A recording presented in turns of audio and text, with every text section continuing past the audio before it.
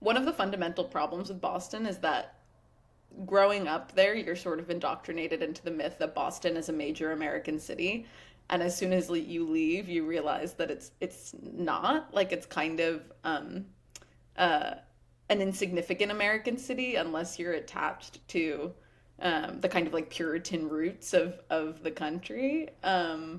But yeah, no, Boston is horrible. It's very racist. It's a very um, segregated city, and yeah, the Puritan roots feel like a strong structuring force even still. And you have no connection to the Puritan roots of Boston. Like personal family connection, or I you don't mean? know. Yeah.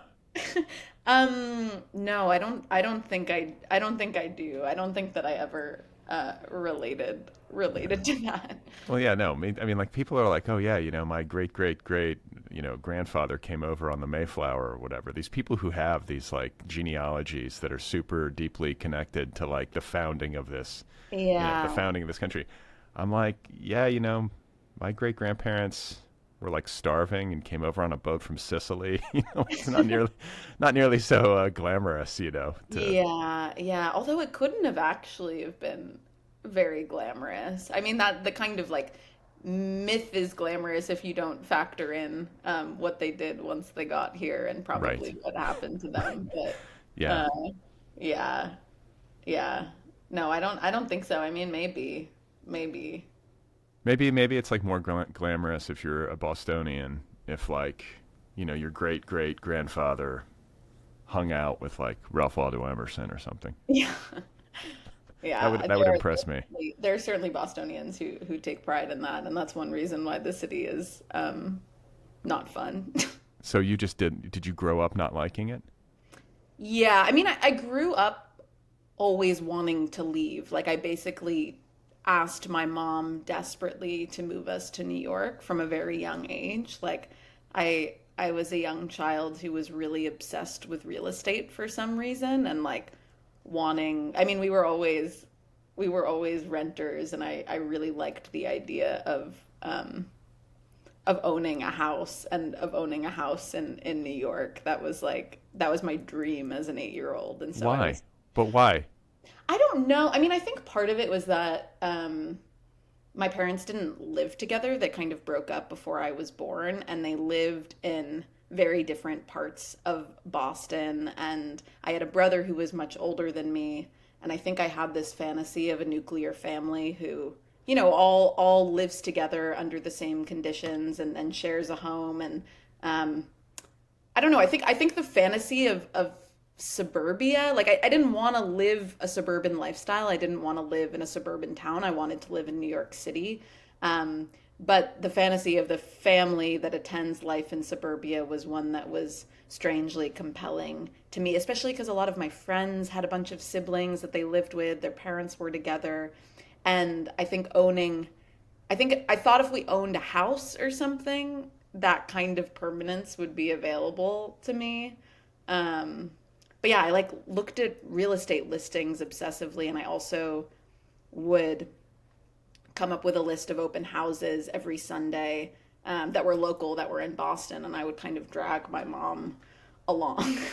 To go look at them? Yeah, to go look at the various apartments. At age 8.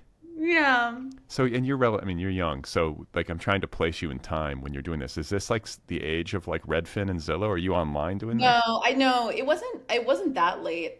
This was like if I was 8, it would have been the early 2000s, like 2001, 2002.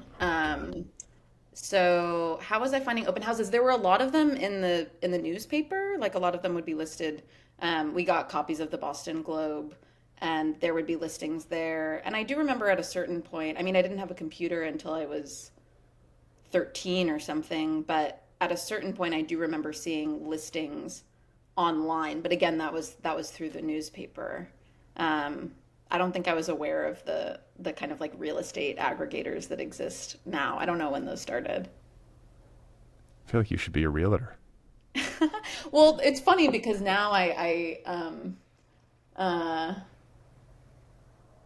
I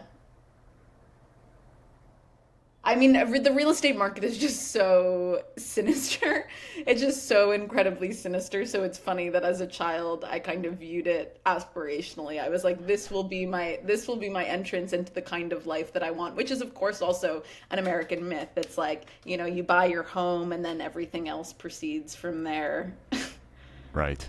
Yeah, Yeah. things have gotten so crazy. I think that, I Yeah. mean, it's hard to not look back like 40, 50 years ago with kind of like a seething envy in terms of like the housing market and Oh, how yeah, much easier it totally. was then.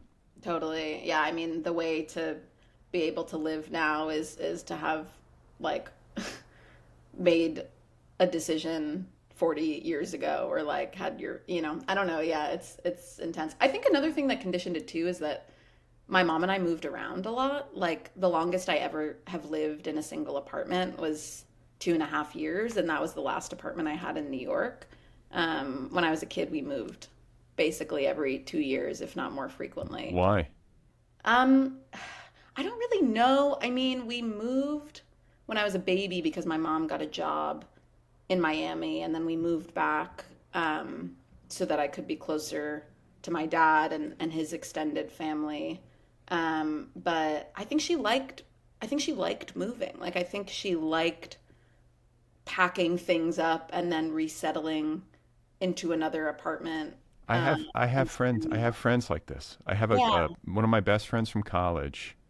He and his wife, like it's like I know it. I know them, so I know by now like wherever they live, they'll be very excited to move there. They'll get there, and I'll be like, okay, give it like 2 or 3 years, and they'll be like, yeah, we've decided to pack up and move. They basically like go try on a town, and then yeah, get sick of it, and they just yeah. moved. They just moved to Barcelona. It's like amazing to me that they.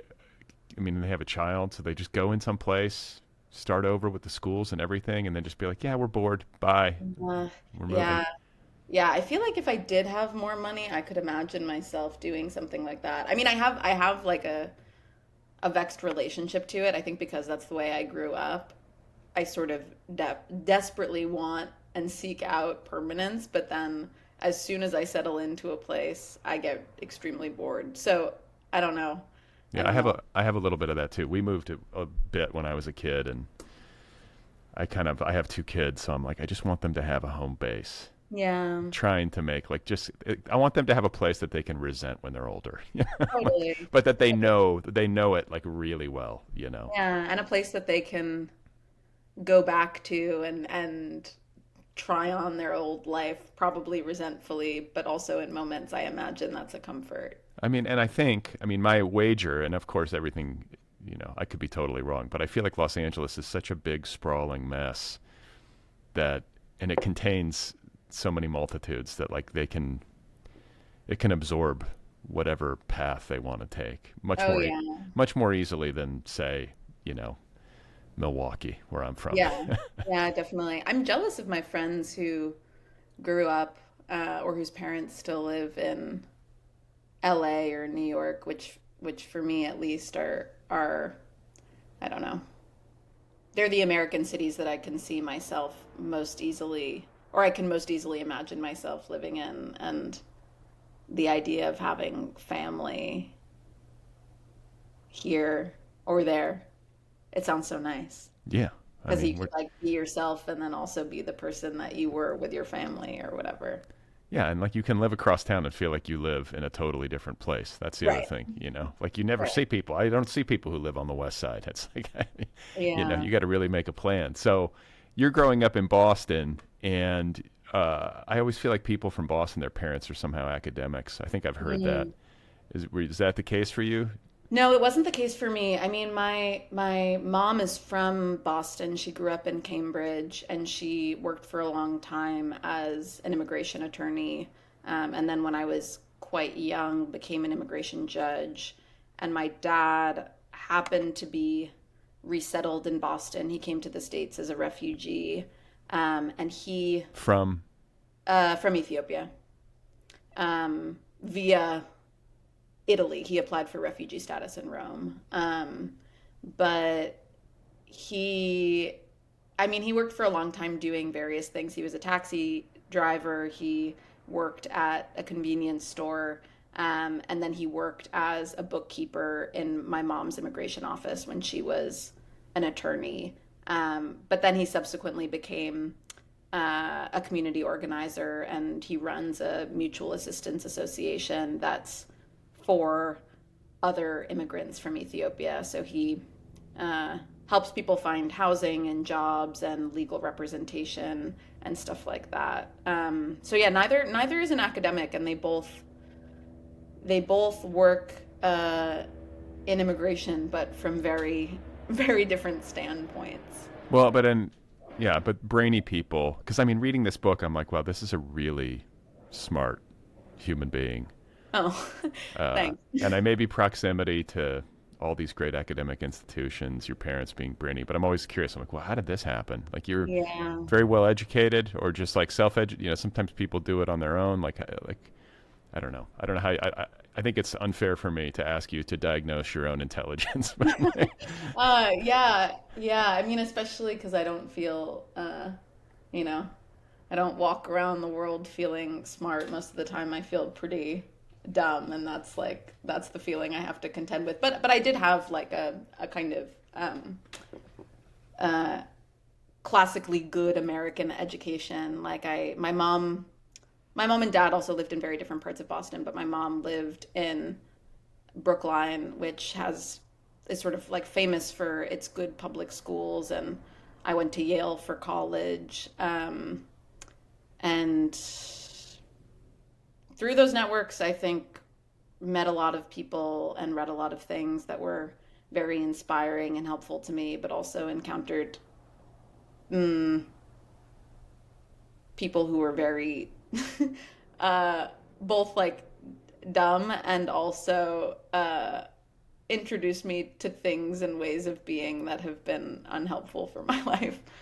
Like what? Um,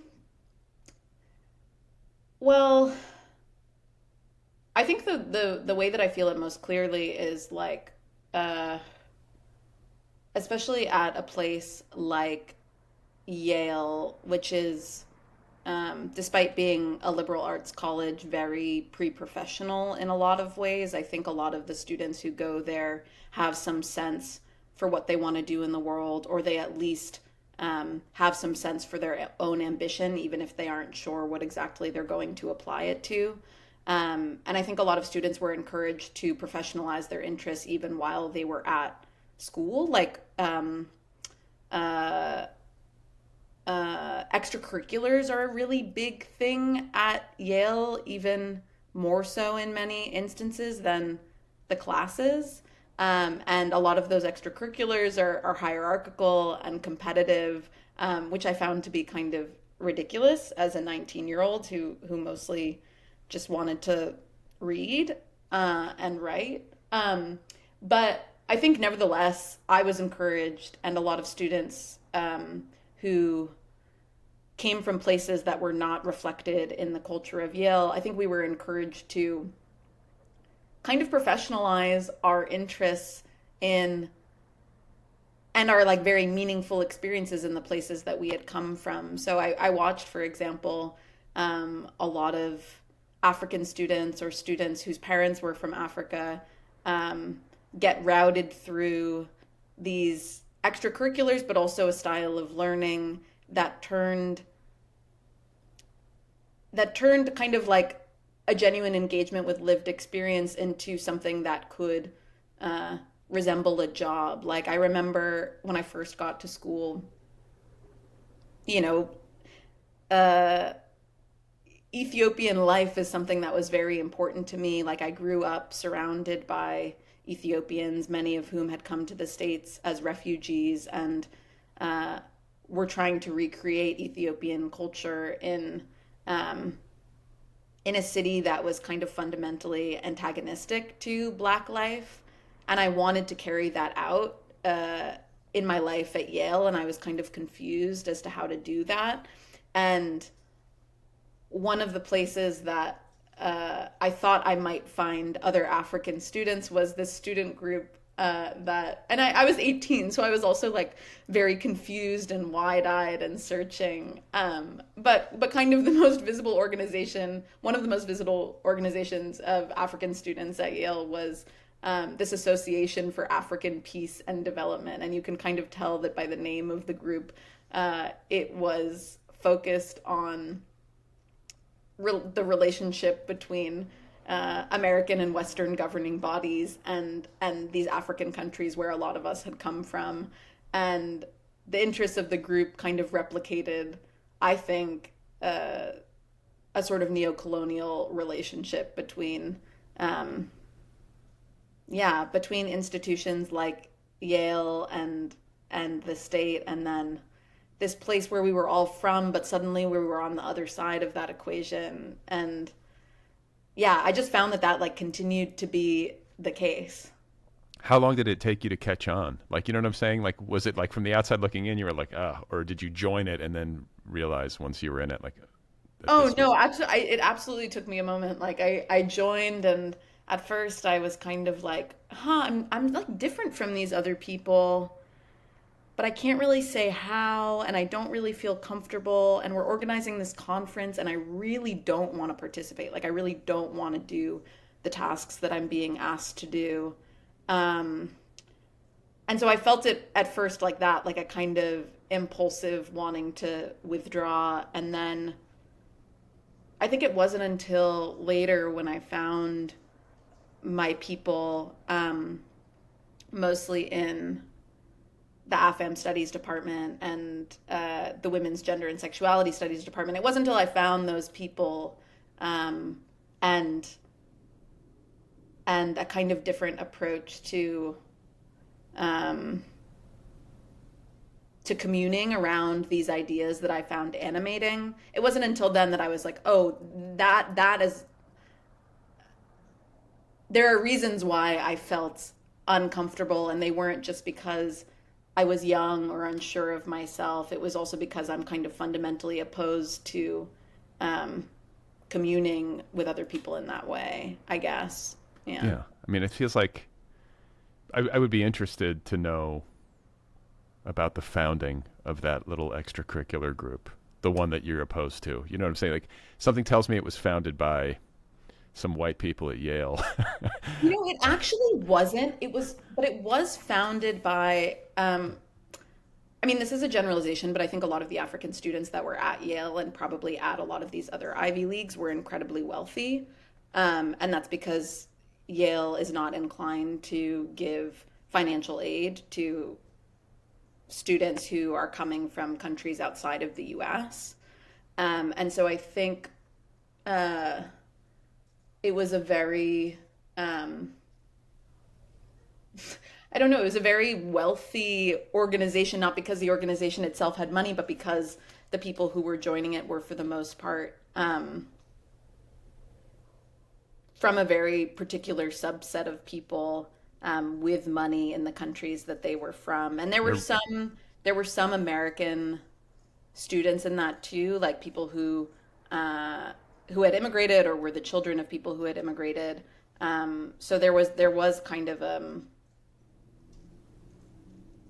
I don't know, what I perceived to be a kind of tension around class. But I think that's what it was, more than it had been founded by white people. I think it was founded by ruling class Africans. The ruling class, essentially. Yeah. Well, that's fascinating. And so when you're at Yale, you know, you said you wanted to read and write, so that was already present for you. Yeah. Like a literary ambition. But is that what you studied? I studied English and women's gender and sexuality studies. Okay. So like double major or whatever. Yeah. All right. And then in the acknowledgments of Hangman, you write that your dad's storytelling is why you're a writer. So like, he's maybe not a writer professionally, but is a gifted storyteller. Yeah. He's absolutely a gifted storyteller, and he's funny. Sometimes he seems like he's a reluctant storyteller. He's not someone who's garrulous. He's not constantly telling stories. And sometimes it can be difficult to get stories out of him. Like there are times when I want to know something about something that he's gone through or about someone in the family, and I try to ask him directly, but for some reason he doesn't really feel like talking about it. But then in these other moments that I can't really predict, um, these kind of amazing stories come out of him as if from nowhere, or as if from this sort of like deep well that he has that he's only sometimes willing to dip into. And I found a lot of those stories fascinating when I was young, because the way that he had been raised looked so different from the way that I was being raised.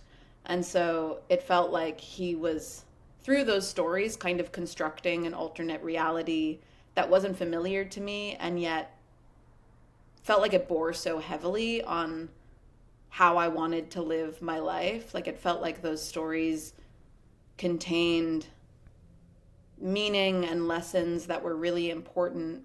That Can you like, is there an example of a story like? Yeah, that's a good question. I mean, okay, so there are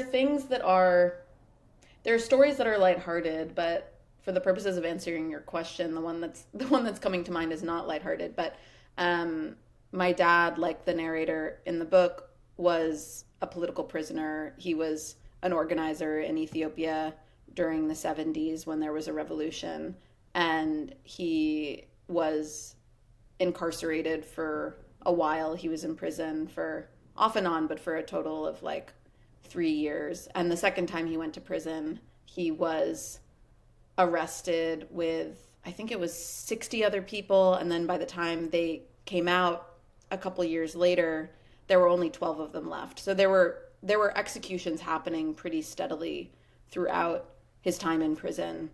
And he doesn't talk about he doesn't talk about being in prison that much. That feels like something that I can't just kind of ask him. I mean, at this point we've talked about it a lot, so I can ask him about it, but I only sort of like caught glimpses of his time there through these small stories he would tell. Like, for example, there was one day they were all in one room, and typically when an execution would happen, it would be at night, and they wouldn't know who was going to be executed, but they'd all be woken up, and someone would be taken. And it made, on those nights, obviously going back to sleep really difficult, and sleeping at night in general was really difficult. And at one point, a new prison guard was hired, and this prison guard was someone that my dad didn't know,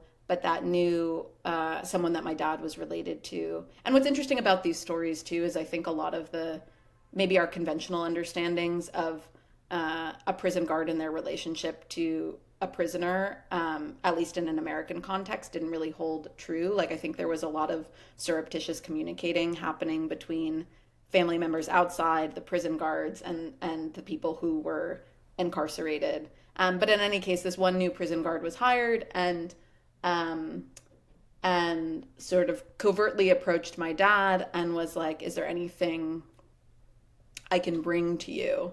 And my dad asked, on the nights when you're going to be executing someone, can you bring for me and my friend a bottle of liquor? There's this really strong homemade liquor called arake, which is basically like a moonshine.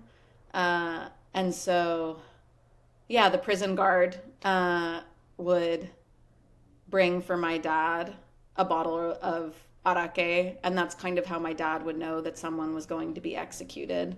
And as soon as he got it, he and his friend, one friend, would drink it in secret, so that they were kind of numbed or taken elsewhere. And so that's a story. I mean, it doesn't clearly have a lesson for how to be in life, but there's something. I mean, it's a very upsetting story, and it's one that I can't quite square with the way that I live my life, or the way that my dad lives his life now. Um, But that's a remarkably heavy experience. yeah, And what's interesting is that it's understandable to me how you, an American-born child with no frame of reference hmm, for any of this, could deeply internalize that.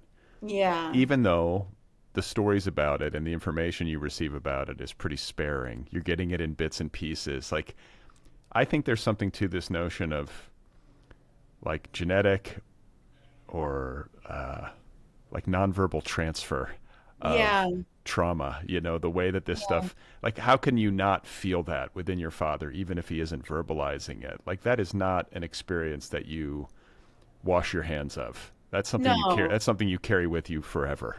yeah, yeah, and yet its relation to how he is now is unclear to me, and that's something that I'm really interested in. Like, it's something that I'm really invested in. It's not like he tells a story like that and then it explains clearly why he's acting idiosyncratically in a particular moment, but of course it has conditioned how he is in the world and how he is toward me as a father, how he was toward my brother as a father. My brother's much older than me and had a very different experience of childhood.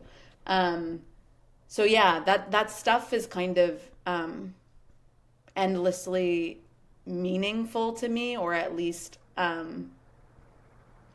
trying to find meaning in it is endlessly meaningful to me.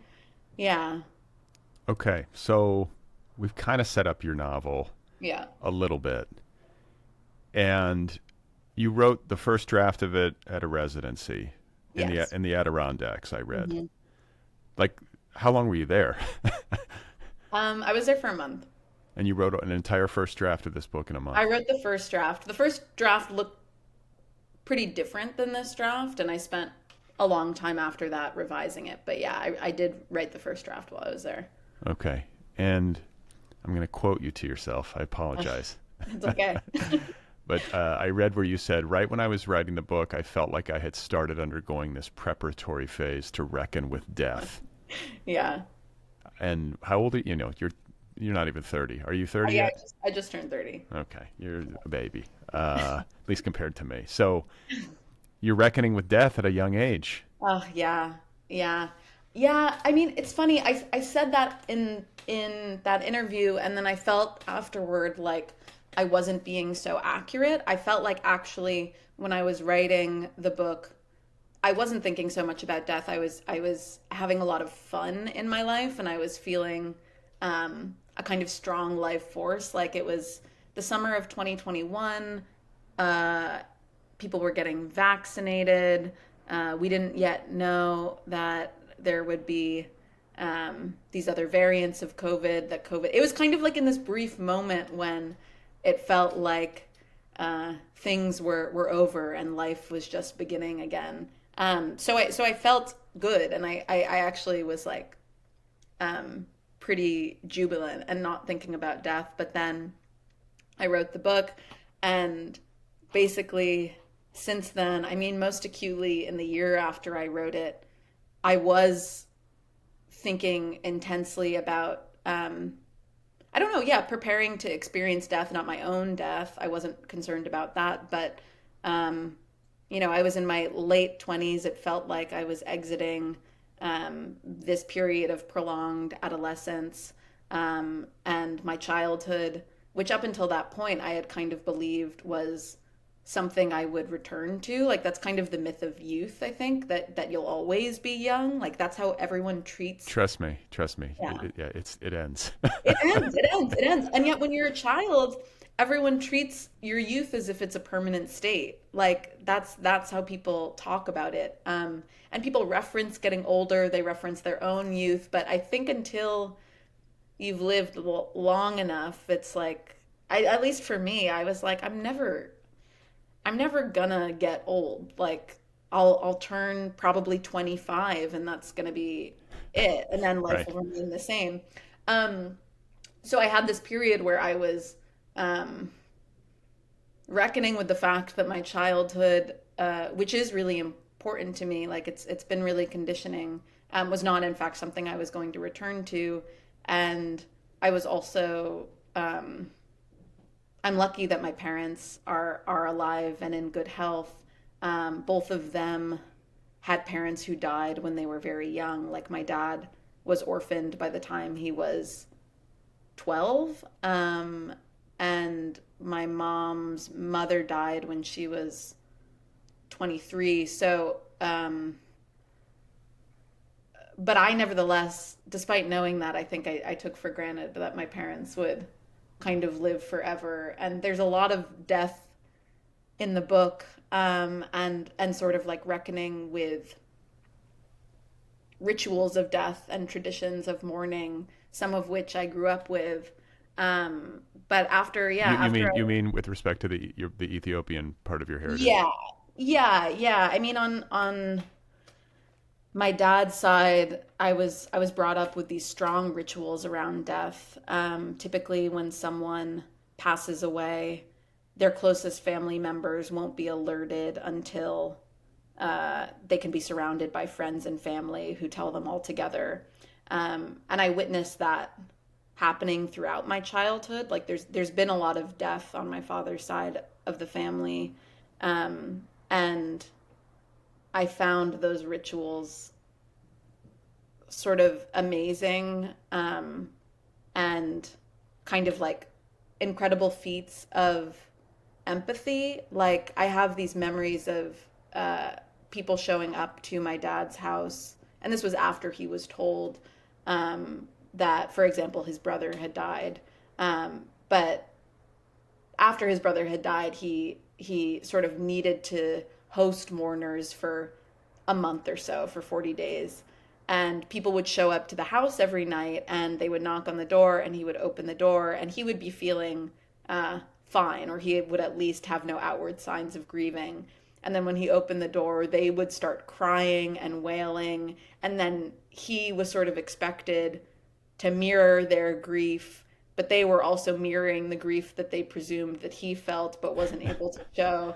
And I Yeah. was just upstairs in my room being like, what's going on? I've never seen my dad cry before. I've never seen anyone scream.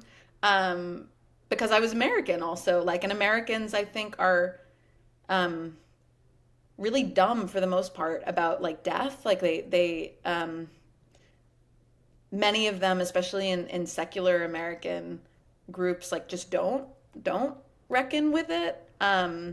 And so I think I had a kind of private belief that death was just something that happened and then was true, and it was a simple fact of life. I was also, a young kid, so I hadn't experienced significant loss. But as I got older, and in this like more recent period of my life, uh, I've been feeling like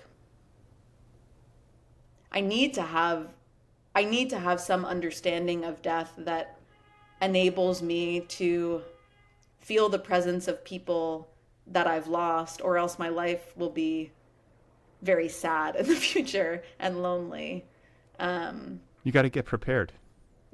yeah, you got to prepare. You got to prepare. I'm like, how is everyone not? I mean, I know a lot of people um, do have kind of comprehensive understandings of death, but I certainly don't. And I'm kind of like, how are we all not constantly thinking about death?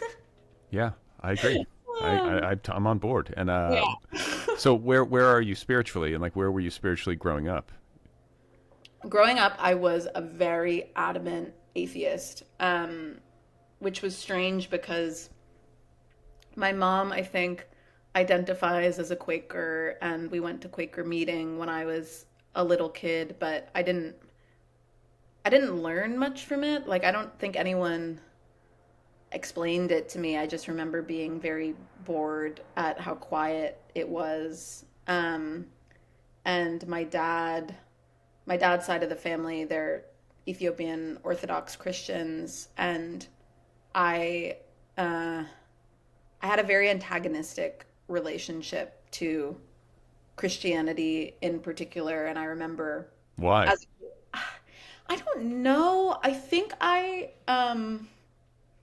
I really believed in myself, as an individual in the world, and I resented um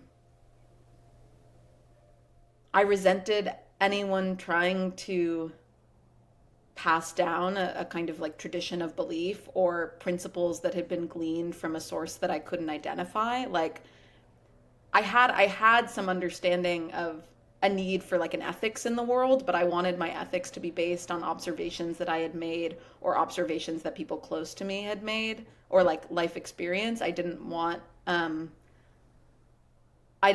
to feel any kind of attachment to an abstract morality, uh, which is also kind of a very American thing too. Um, but it was weird. Like I would get into screaming arguments with my cousins, for example, who were older than me, and very adamant that I believe in God, and go to church and stuff like that. And I was very resistant to that. Yeah. I didn't have screaming fights with my cousins. Not because I necessarily didn't want to, but just they lived far away. But Yeah. I had a very similar, just like what's the word? Like inherent resistance Yeah. from a young age, and it's just don't tell me. I got to figure this Yeah. out. Like I got to get Yeah. this. I got to Yeah. get this on my own. And Yeah. also I just wasn't buying it. Like something in me was like, I don't buy this. Yeah. This doesn't make sense to me. Yeah. Or like maybe it does, but like you got to explain it better, and nobody could explain it to me in a way that made sense. And so I was just like, Yeah. yeah, it's not for me. Yeah. Well, it's hard also. I guess it is kind of like, um, I don't mean this in the derogative sense, but like it is also like a childish position. Like I remember being a kid and like wanting to be taken seriously and not wanting to be told what to do. And maybe my reaction to religion was part of that. But also my parents, despite the fact that my mom took us to Quaker meeting and my dad was nominally Christian, they didn't raise me with any kind of um, religious principles. Like my dad he was a socialist organizer who I think fundamentally believed that religion was the opium of the masses, at least at a certain point in his life. And I learned recently too that his grandfather, or sorry, his father's family was they were Ethiopian Jews who were sort of forced into conversion, practiced in secret, and then subsequently kind of gave up their religion to be part of the ruling class. So it's all like all of the traditions that I kind of inherited are all mixed up. Yeah, I mean, I think a lot of people wouldn't realize that they're Ethiopian Jews. Yeah, yeah, I have a friend in Israel who lives in Israel who adopted some Ethiopian Jewish kids. She's Jewish. And I was like, wow. And she explained it all to me. But yeah, there's yeah, a Jewish tradition in Ethiopia. yeah, yeah. I mean, I don't know much about it. I'm curious to learn more about it, but yeah, All right. So death obsessed. yeah, And you have landed in this novel on a very particular, very unique voice. It's unlike anything I've read. You know what I'm saying? Like, there's something about this book that's sort of singular. Like this narrator and this style of narration just feels really specialized. And there's something mysterious about it. It's one of those books that it sort of teaches you how to read it as you go. mm, And it's a mystery in some sense. Like that's part of what makes the narrative propulsive, is trying to sort out like A, what is going on, B, who this guy is. But from a craft perspective, I want to hear you talk about how you landed on this voice. mm, Because it feels like, and I think from poking around a little bit and reading some of the other interviews that you've done, that, for example, there's no metaphor in this narration. There's no metaphor in this book. So there are rules that you imposed upon yourself as a writer that help to deliver the effect of this narrator and this narration. So, mm, and I also think I read that you had spent a lot of time experimenting with this voice, maybe in short stories or other projects or, novels that didn't make it all the way to publication. So this is not something that you just landed on, up in the Adirondacks on day one of the residency. This is something you were cultivating for a long period of time. And then finally in this book, you realized it. Yeah, exactly. Yeah, the voice was something that was intensely familiar to me. And so, yeah, as you mentioned, when I was writing this draft, what was surprising to me was not necessarily how the voice developed, although that did happen too. The voice did change as I was writing. But it was more like I knew the voice really well, so then I could put the narrator in circumstances that were unfamiliar to me or that were surprising to me, and I could kind of watch him move. Like his style of observation was very familiar to me. His sense of humor. Why? Uh, why? Yeah, I mean it's difficult to answer this question because producing a voice or becoming familiar with a voice is such a strange process. It's like the narrator's voice isn't my voice, and yet trying to figure out how it came to be feels like trying to figure out how my voice came to be, although I probably have a better sense for his voice than I do my own.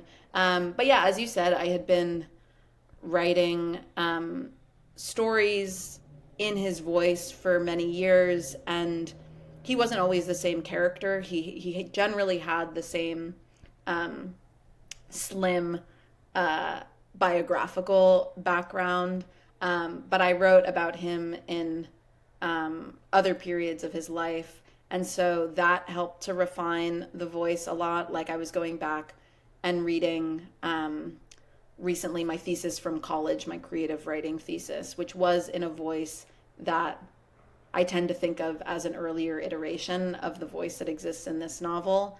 Is he Um, is he a proxy for your father in some I mean, way? he is in some ways. I think he began that way. Like, um, I think I first started writing in this voice probably, it must have been 10 years ago at this point. I found a diary that my father had written. It was a travel diary, which took place over the course of, I think it was 5 or 6 days, while he was visiting his estranged brother in Israel.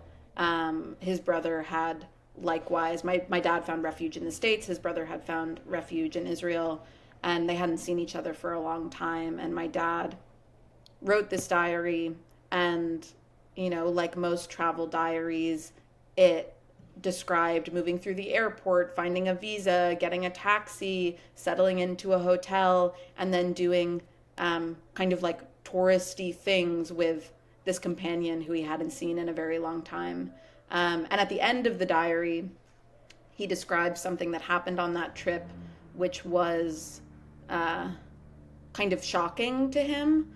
And reading it when I found it and reading it subsequently, it strikes me still that the events leading up to that moment, or the kind of diary entries leading up to that moment, when you read them in light of what happens at the end, it feels like they're all mounting toward it, even though of course my dad couldn't have known what was going to happen at the end of his trip.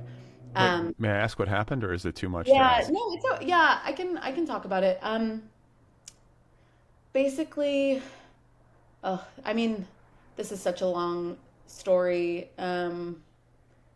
Or the thing that happened is so complicated by like events that have occurred across many years. But at the end of the trip, he realized that his brother was homeless. He was squatting in the like garbage room of an apartment building, and his brother is someone who has a kind of strong mythology around him. Like he was, when they were growing up in Ethiopia, they grew up in a remote town in the north of the country, and um, his brother had a kind of intense like linguistic prowess. He was fluent in English from a very young age, whereas most people weren't.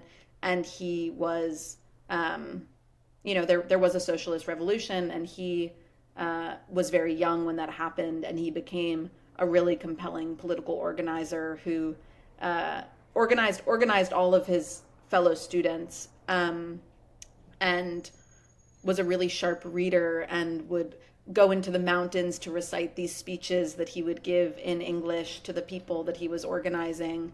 And he subsequently disappeared, and was, I think, by virtue of his age, um, really transformed by the experience of fleeing the country and being on his own. Whereas my dad was, of course, transformed by that too, but he was a bit older. He was in his early 20s when he left. And listen, he had been through hell in prison. Immigration was Yes. no big deal by comparison. Like Yes. Yeah, totally. I can figure out Boston. Like Totally. right. Totally. But his younger brother was like 16 when he fled the country on a tractor and lived in a refugee camp in Sudan, and then lied about being Jewish so that he could go to Israel. And then, just a lot of stuff, bad stuff happened to him in the process of that. And so I think, going to Israel and seeing that, which is already like a very intense place, like it's a site of intense colonial occupation. My father, had organized with Palestinians when he was in Ethiopia, and now he realized that his brother, who had this kind of immense prowess and like political savvy, was living in a trash room. And I was obviously like,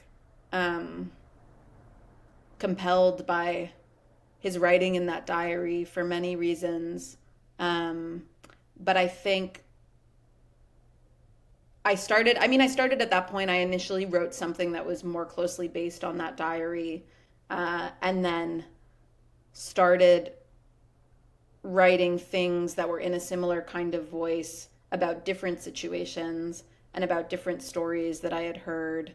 And the voice through that process changed. The voice now sounds very different, from the voice that I encountered in that diary, even though I can track some of the seeds of it there.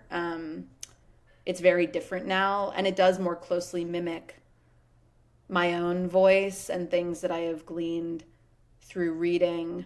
It's like I don't know, it's a strange amalgamation of influences. No, but that tracks it nicely. That tracks it Yeah. nicely, and I think that being just like there's one generation between you and all of these really dramatic and traumatic Yeah. experiences, and yet your existence feels very far away from all that, right? Yeah. So, and I'm going to pose this as a question. I'm imagining it to be true, but if it's not, feel free to correct me. But it's like there's this element of mystery at work in your book. It feels like, what's going to happen? What happened? What's going on? Who is this guy? What is this history of his? Mm-hmm. And you as a child and you as a young woman, like growing up in such close generational proximity to all of this stuff, and yet getting it piecemeal.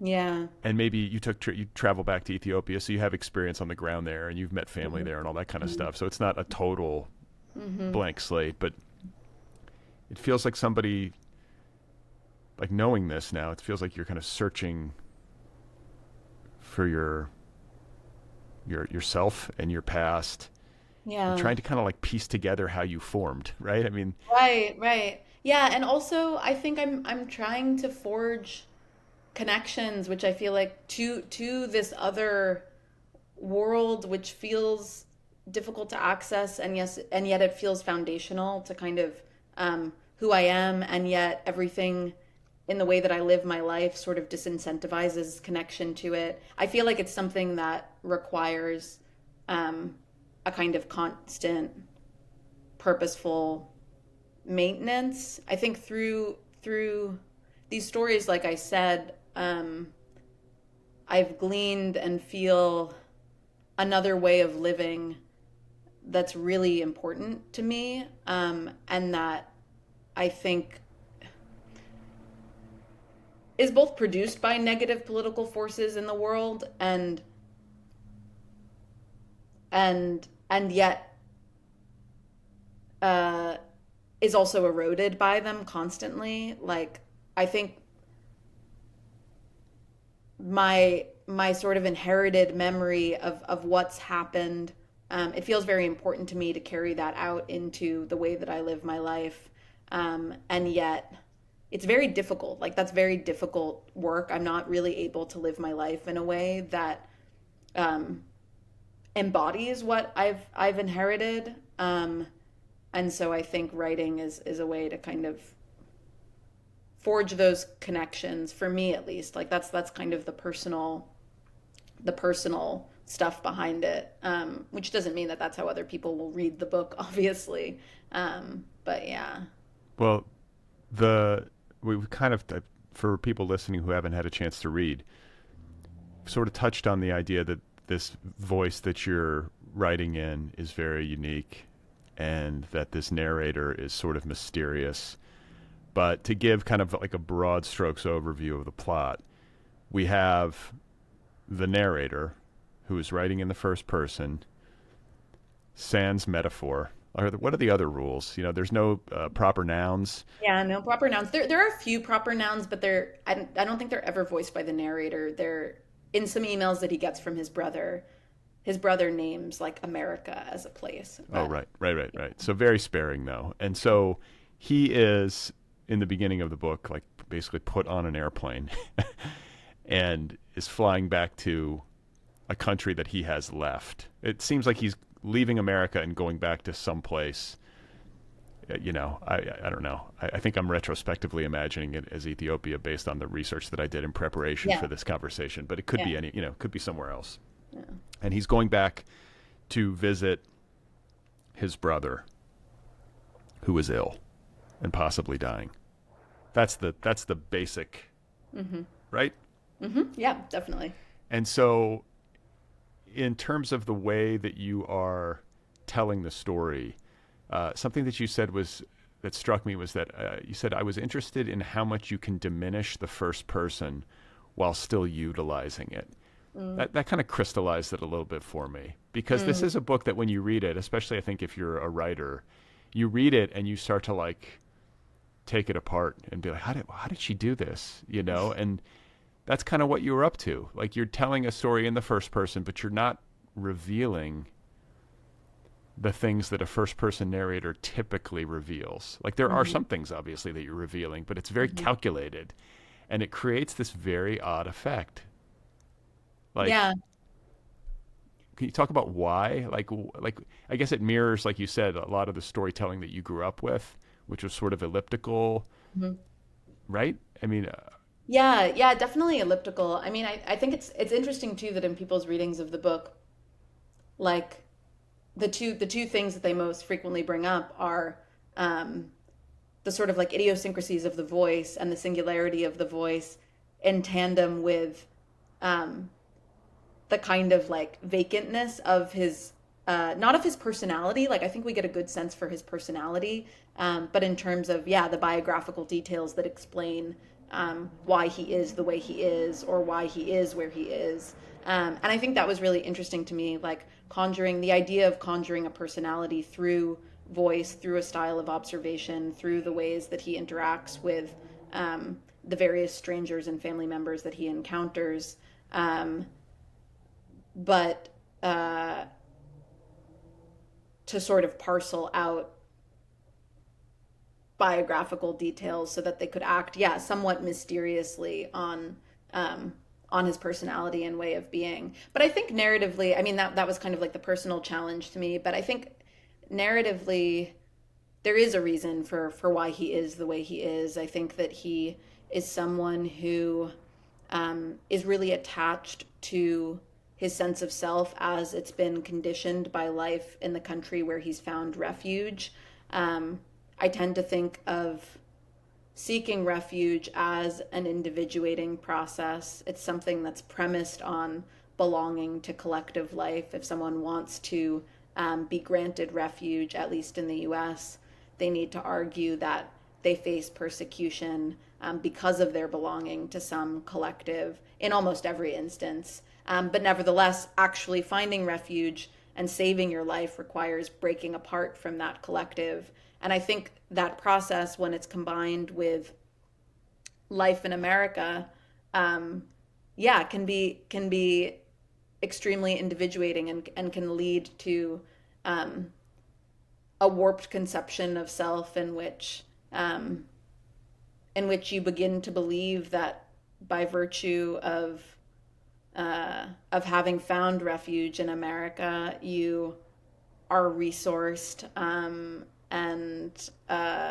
and healthy, or have access to the things that could enable healing. And I think the narrator has really bought into that. Like, he thinks of himself as someone who um, has more life available to him. He thinks, a stable income. He has access to medicine, even though throughout the text he's struggling to find his blood pressure medication. Um, and he's also very resistant to embracing a lot of the associations that are typically ascribed to his home country in diaspora. Like, he knows that his country is typically seen by people in diaspora, or by Americans, as under-resourced, as a site of poverty and hunger and neediness. And that's all localized in his relationship with his brother, who makes kind of near constant asks for money, for food, for medicine. And he doesn't want, he wants to go back to his home country and be embraced by the collective. Like, he wants a kind of welcoming return, but he doesn't want to associate with or he doesn't want to accumulate the associations that he's like distanced himself from. And I think because of that, yeah, he really bars himself against other people. He doesn't make himself vulnerable to the stories that they're telling him, or to the experiences that they've gone through. And so by virtue of that, yeah. But he's also open to them. Yeah. Like, there's like a wonderful kind of almost comedic openness, because Yeah. this is something we should say. We haven't said this yet. This is a funny book. Yes. Like, Yeah. there is humor in this book, and Yeah. but it's an odd humor. It's like a very offbeat humor. Yeah. Do you agree? Yes, I do agree. Okay. I do agree with that. Yeah. Yeah. I mean, and I say that as it's high praise. I love it when somebody's like making me laugh in unexpected ways. Mm. And there's, I think, also kind of like an absurdist quality to the humor, because this novel, plot-wise, as this guy is on this journey back to his native country to visit his brother, is a succession of encounters with people of a variety of different backgrounds, like missionaries, yogurt salesmen, just people he runs into, and will have these like fairly deep exchanges with. And he's wide open in a sense. I mean, he's not going to do everything everybody wants him to do. I mean, this guy's not a complete pushover. Right. But he will engage. You know what I'm saying? Yeah, no, he's open. He's like, I will pause my day in order to hear your story. And at the same time, he often hears these people's stories, and he's like, ugh, I can't believe they're talking. Like, I can't believe another person is talking to me and telling me their story, which has nothing to do with what I'm experiencing. And yet he is very open to those stories, because he's very polite. He's a very polite person who's really obsessed, I think, with the conventions of respectable behavior. And I think he's so obsessed with those conventions that they can be kind of empty. I think they kind of serve as an excuse for him not to reveal information about himself. But I also think his obsession with those conventions produces a lot of the humor. Like, there's a scene pretty early on in the book when he's trying to take a shower, but there's a pigeon in the bathroom. Right. And he instead of like trying to find another bathroom, instead of trying to get the pigeon to fly out of the window, he's like, I'm going to shower, and I'm going to keep the water splashing in my personal shower zone so that the pigeon isn't disturbed, because I don't know if the pigeon likes water, if the pigeon doesn't like water. I don't want to make the pigeon angry. Like all of that, I think, is produced from his desire to be polite, like even to a pigeon. Right, right. That's part of his charm, part of Yeah. his charm.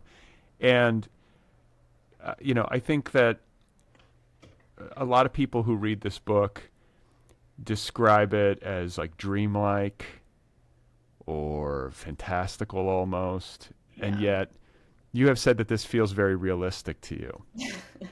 And okay. And so I read that. I was like, oh, this is like she was coming at this. It's interesting to me that as the author of this novel, you were coming at it and feeling not like you were writing some fantastical, allegorical, like this is something that's very rooted in the real for you. And then I started to reflect a little bit on times that I have traveled, in particular when I have traveled internationally, where you're outside of your native country, you're in a new place, new culture, you're in that state of disorientation that goes along with being an international traveler. Mhm. And on that level, what this guy goes through, especially as a solo traveler, it's different maybe if you're traveling with a companion or with a family or Mhm. something. But when you're on your own and you're traveling as an American in, say, like somewhere in Africa, like there are going to be a succession of these encounters with people. You do run into people who you would ordinarily not run into. And I do think that international travel, unless you're like super paranoid or something, does enforce upon you a kind of openness that does not exist within you in your native country because it's your everyday, right? You're not walking Yeah. around. You're not, the little shorthand you might have with the barista at the coffee shop.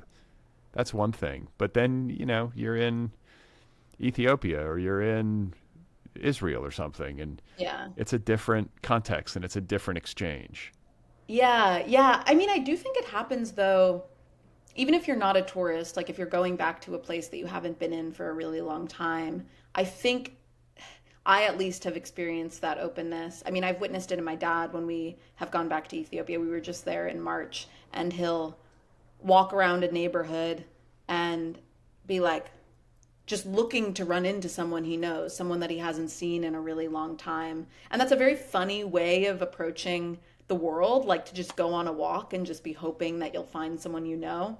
But I recently, last week, I was in New York and I hadn't been in New York for 6 months or something. And I found myself kind of doing the same thing. Like I was walking around my old neighborhood just being like, well, I hope I run into someone. And I was on the lookout, and I didn't really run into any. Well, I did run into some people, but it's the same kind of feeling, like that same fundamental openness of looking at strangers and thinking, do I know you? Did I used to know you?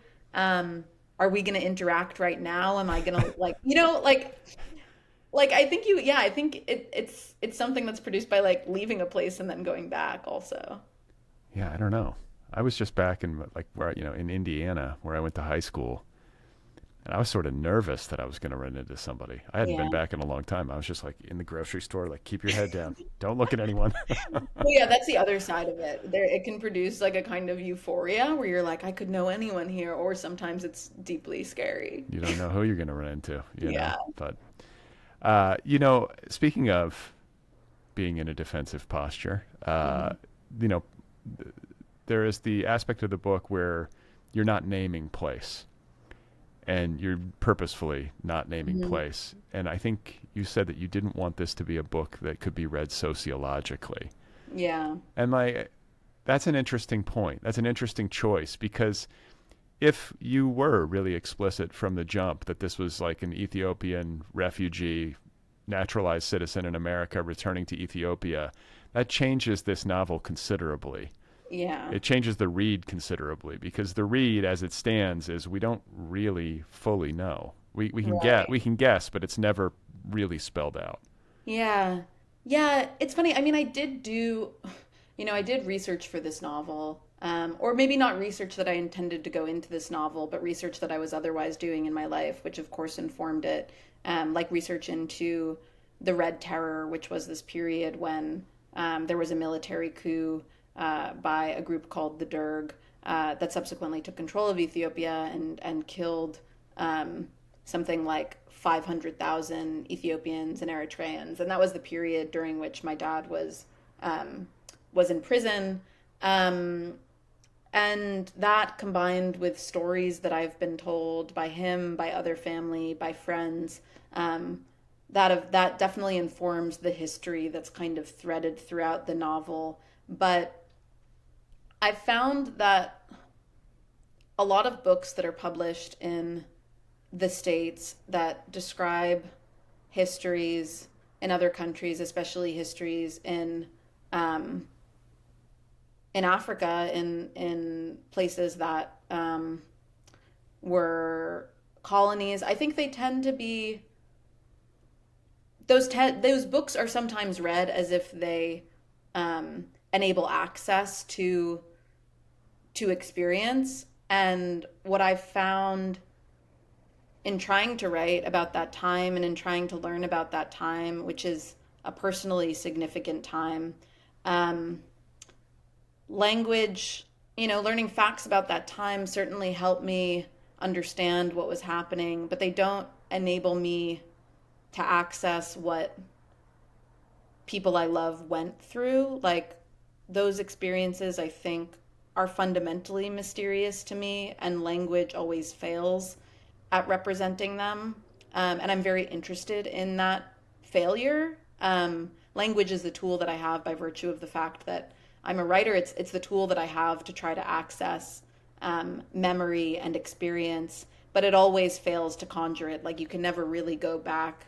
And some language pretends to enable access to experience, but I'm much more interested in language and in storytelling that confronts that failure. And so I think while I was writing, yeah, I did sort of initially write somewhat defensively, as you mentioned. But then I also became interested in how a place might be conjured not through the shortcuts of a proper noun, which anyway um, depend on associations that can't be controlled. Like when I say Ethiopia, I probably think of something very different than what a lot of other people think of, including other Ethiopians. And so, yeah, I was interested in how to conjure a place through the various associations that people had with it, which is Well, why I found, yeah, I mean, I'm speculating, but I have to believe this is true. That as somebody who is Ethiopian American, growing up and telling people, I have family roots in Ethiopia, the American conception. I mean, Americans are so inward looking and like yeah, so. What's the word? Like non-globe. Most Americans, anyway, most are very. They don't have a global perspective and haven't yes, done a ton of traveling yeah, usually. And so you tell somebody you're Ethiopian American, everyone's like, "We are the world." I mean, like there's these popular. yes, yeah, yeah, It must get so frustrating because that's yeah. like such a minimizing way to look at it, right? Yeah, it's frustrating. It's really frustrating. And it's also interesting. I don't know. I mean, or I don't know if it's my life would probably be better if I wasn't thinking about that, but that's the life that I live in which all of those associations that people have are kind of um, folded into the fabric of my everyday life. So I do think about it. Like I think about those associations that people make, even if I um, am incredibly frustrated by them and view them negatively. Um, Have you ever seen Bob Dylan in the "We Are the World"? Have you ever seen that meme of Bob Dylan? no.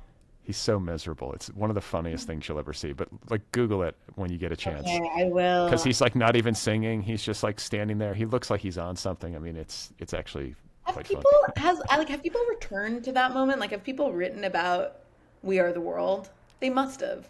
I mean, I'm sure somebody has, Yeah. but I grew up with it. I mean, I remember it when I was a kid, Yeah. the whole thing, and it was like we got to save the Ethiopians. There's this famine, and like the kids, and it was a real cultural moment. And I think that song and all those. I mean, Michael Jackson was there, and he was everything at that point, and Mm-hmm. so. But for most Yeah. Americans, that was literally the only time that they had thought about Ethiopia. That's their only experience of it, and so that's pretty, in the grand scheme of things, that's not much. No. No, and yet for a lot of people it's everything. Like that's enough to conjure an entire nation, Right? which is pretty crazy. But Yeah. that's how these things work, and I am interested in that and like how nations get constructed from afar, from like seemingly slim details, which anyway have been warped by um, various like entertainment and political forces, but nevertheless, an entire place gets constructed sort of like in the image of those details, and that's fascinating to me. Well, yeah, I mean, like this is all narrative at some point, right? These are all just stories we're telling each other. Like, we are the United States of America, and Mhm. I mean, it works every which way. Like, think about all the cultural exports that the United States sends around the world that informs people's perspective of what this place is.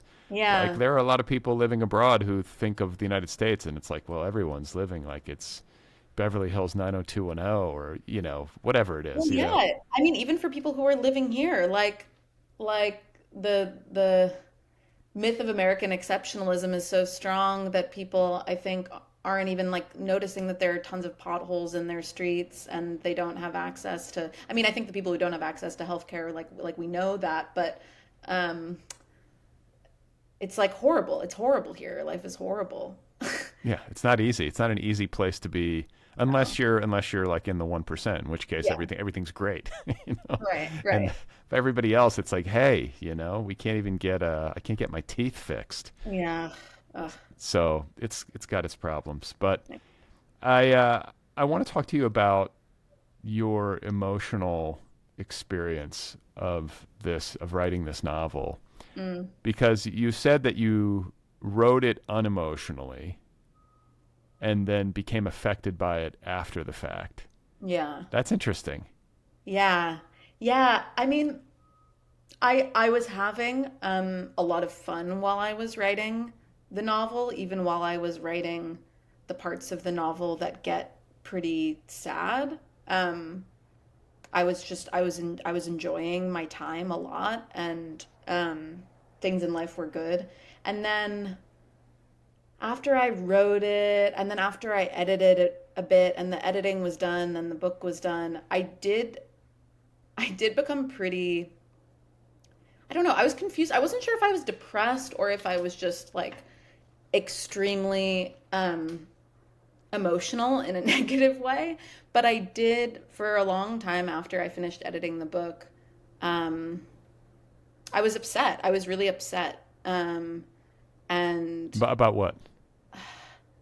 about well, a lot of things. Anything would make me upset, but especially stories about death and dying, or stories about people who feel like they had encountered ghosts, or like ghosts, or felt the presence of someone who had passed. Those stories didn't used to be so compelling to me, like stories about life after death, or yeah, or feeling the presence of dead people somehow. But after I wrote the book, I was really compelled by those stories and also affected by them, even though they weren't sad stories that people were telling.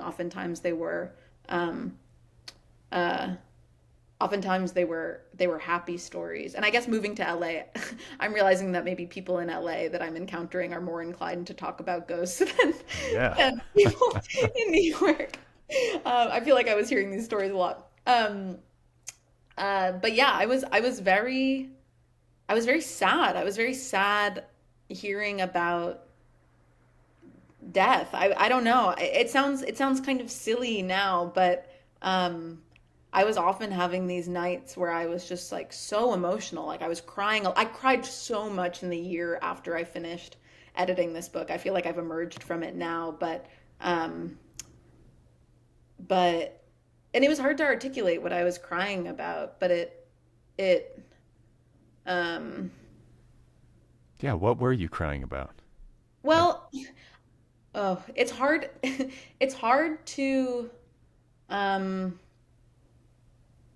it's hard to describe it without, I guess, giving away the novel, but um, the novel does deal with the demise of various characters who feel to me like they relate in some way to people that I know and that I care about. And writing the book in that way, I think, just made me very emotional because I was confronting losses that I know that I am not experiencing now, but I know I will in the future. And so it made those future losses feel very present, and as if they were happening, yeah, just in the present moment. And that was difficult. And then feeling the disjuncture between like, you know, uh, between a belief that people close to me had died already while also just like living in the normal world while they were still alive. I don't know. It was very weird. It was Like very weird. preemptive grieving. Yeah, yeah, that's exactly what it was, and it was very hard to describe that to other people because nothing was um, wrong. Yeah, you're like, just give me a moment. I'm going through a rehearsal of Yeah, future yeah, trauma. yeah, exactly, exactly. I get that. I think that's actually kind of healthy. And maybe Yeah, that's, maybe, I mean, maybe. you write into the, I mean, a lot of artists, you know, you work into these places where Yeah, you have concerns. And I get it. I mean, I totally relate to that because I've always been yeah. sort of death obsessed. I mean, like, what else is there really? Like, what's going What on? else is We're going to there? die? What does that mean? You know? Yeah, yeah, Like, yeah, how are you carrying on with your like day to day? It can seem pretty silly yeah, in the face of all that. yeah, yeah. I can't think about that too much. Like once I go there, or if I even start thinking about like other planets, like you just like you can't think too big. I find it really difficult. Like if I start thinking about the solar system or something while I'm trying to send an email or like make myself coffee or like go hang out with a friend, it just like it just derails everything. It's overwhelming. So Yeah. wait, you said you were a staunch atheist as a child. Where are you spiritually now? I'm spiritually very open at this As particular any moment. good Los Angelino should be. I mean, Yes. Yeah. But I'm still very confused. I definitely don't identify as an atheist. And I I don't know. I think my life will be fuller if I'm able to feel um not necessarily a particular kind of belief, but access to um I don't know, forms of like communication and structuring time uh that aren't like dependent on the work week and what's in front of me. I don't know. I mean I don't know, and I've been kind of like seeking that out by I don't know, like reading about Buddhism, going to who are you reading? I have a where is it? What's his name? Thich Nhat Hanh? Yeah, that's my Yeah. guy. I love him. Yeah. Yeah. I'm really just dipping in, but yeah, and I've gone to some psychics As one does. as one does in LA. And also just like I don't know. I like psychedelics. Like I don't know. I've just been trying to like seek out ways to like experience time differently. Yeah. Um yeah. How often are you doing psychedelics? Not that often. I did the last time I did mushrooms was like a few months ago, and the time before that when I did them was in the fall when I was sort of intensely in that place I was describing where I was preemptively grieving, and that was like a horrible experience. It was good, but also it just intensified that so much. You crying a lot? I was crying so much. I was crying a lot. I felt like I was revisiting my childhood. I mean, probably to anyone who listens to this, they'll be like, "This woman sounds like an idiot." And talking about experiences, taking drugs can feel like so idiotic, and then when you're in the experience, it feels like true and important. Well, talk about like resistant to narration, you know? Like it's really hard to language those experiences. Yeah, yeah, and maybe best not to, though there is like good drug writing, I'm sure. Somewhere. Well, Yeah. it all makes sense to me. I mean, Yeah. Okay. I think it's healthy behavior, you Yeah. know, and I think it's honest behavior to be grappling with this stuff and to be open but confused. Yeah. Like what other posture is there? You like I'm always down with that. Where I start to get uneasy is when someone's like, I got it. And I'm like, Yes. are you sure? Like I think Yeah. I think some people got it better than others, Yeah. But I think there should always be like some healthy sliver of, and it's a mystery, and we just don't Yes. know. Yeah. Yeah. Yeah. So I always ask people on this show before we part company if they are working on anything else. Is there another book in the works? Not in the works at the moment. I'm sort of anticipating one being in the works soon, hopefully, if I can make that perfect alchemy happen, or else like try to eke it out of imperfect conditions. But yeah, I do hope to work on another novel and continue with nonfiction writing. Okay. Yeah. Well, it's been a pleasure to meet you. Yeah, it's been so nice to meet you too. Thanks so much for having me.